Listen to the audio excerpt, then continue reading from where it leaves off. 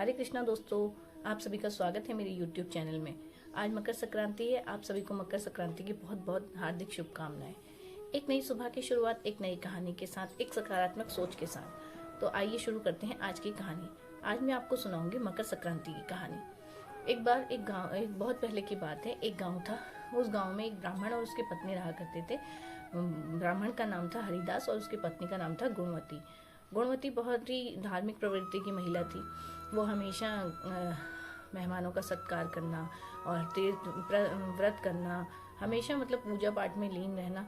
दोनों के दोनों पति पत्नी विष्णु भक्त थे, बहुत ही पूजा आराधना करते थे। तो जब एक बार गुणवती का देहावसान हुआ, गुणवती ने अपनी देह त्यागी, तो वो उसको दूत यमराज जी के पास लेके गए।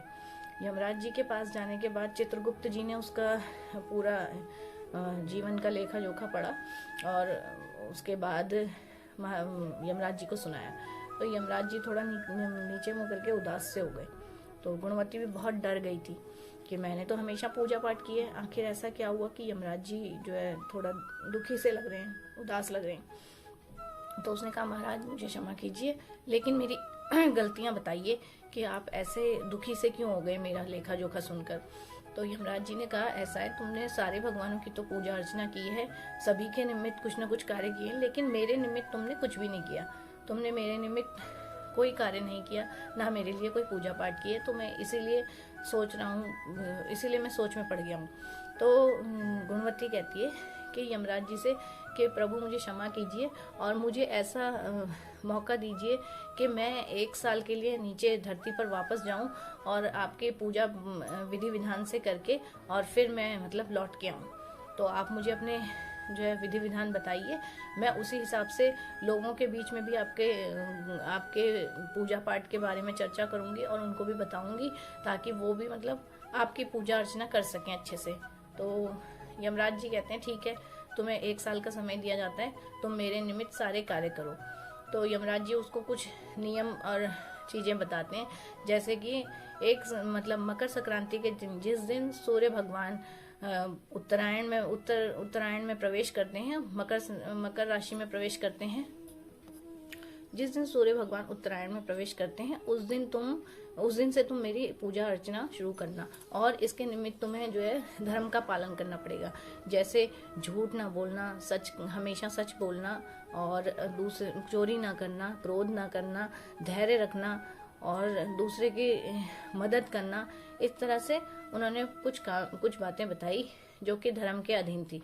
तो उन्होंने कहा, तुम अपने धर्म का पालन करना और 1 साल बाद जब मकर संक्रांति आएगी, उस दिन तुम मेरे निमित्त पूजा अर्चना करना और साथ में थोड़ा कुछ दान करना, चाहे अन्न दान करो और तुम गर्म वस्त्रों का दान कर सकते हो, और भी मतलब जो तुम्हारी संज्ञा है, जो हम रोज प्रतिदिन चीजें इस्तेमाल करते हैं, उनमें से आप कुछ भी दान कर सकते हैं। और इस तरह से तुम दान करना और उसके बाद तुम्हें जो है मोक्ष की प्राप्ति होगी।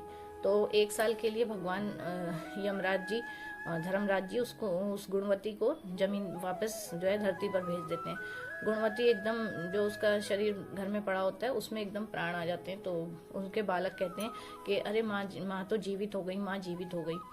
तो तुरंत ही जो है गुणवती अपने पति को बताती है और बच्चों को बताती है कि मैं यमराज जी के पास गई थी और उन्होंने मुझे इस तरह से पूजा करने के विधि विधान बताए हैं। तो अब हम सब मिलकर 1 साल मतलब हम सब मिलकर मकर संक्रांति के दिन से जो है भगवान की पूजा शुरू करेंगे। तो मकर संक्रांति के दिन से वो लगातार मतलब धर्म के मार्ग पर चलते हैं और पूजा अर्चना करते हैं यमराज जी की, धर्मराज जी की।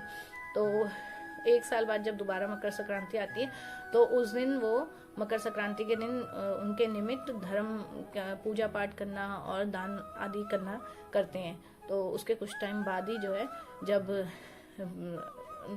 गुणवती का समय धरती पर पूरा हो जाता है, तो वो सीधा स्वर्ग लोक में जाती है, उसे मोक्ष की प्राप्ति हो जाती है। तो इस कहानी से हमें यही सीख मिलती है कि हमें सिर्फ मतलब पूरे साल में एक ही दिन का इंतज़ार नहीं करना चाहिए किसी की मदद करने के लिए या कुछ दान पुण्य करने के लिए। जब दिल में आए तब दान करना चाहिए। और जो भी आप छोटी मोटी चीज़ें, जैसी भी आपके पास मतलब आपके पास संज्ञा है, यानी कि आप जैसा भी कर सकते हैं वैसा कीजिए। शुरुआत हमेशा छोटे से ही की जाती है और एक दूसरे का हाथ पकड़ के मदद करके अगर आगे चलेंगे तो पूरा देश आगे बढ़ेगा, सभी आगे बढ़ेंगे। और ये ज़रूरी नहीं है कि आप बहुत भारी भरकम चीज़ें ही दान करें, छोटी छोटी चीज़ें भी आप दान कर सकते हैं। कोई छोटी सी छोटी वस्तु भी किसी न किसी के काम आ सकती है।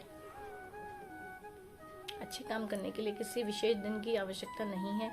और आशा करती हूँ आज की कहानी आपको पसंद आई होगी। और इसी के साथ कहूँगी मकर संक्रांति की, घुघुतिया त्योहार की आप सभी को बहुत बहुत शुभकामनाएं। धरती माता का धन्यवाद करते रहिए, भगवान का धन्यवाद करते रहिए। जय जवान जय किसान, भारत माता की जय। हरे कृष्णा हरे कृष्णा। बहुत बहुत धन्यवाद।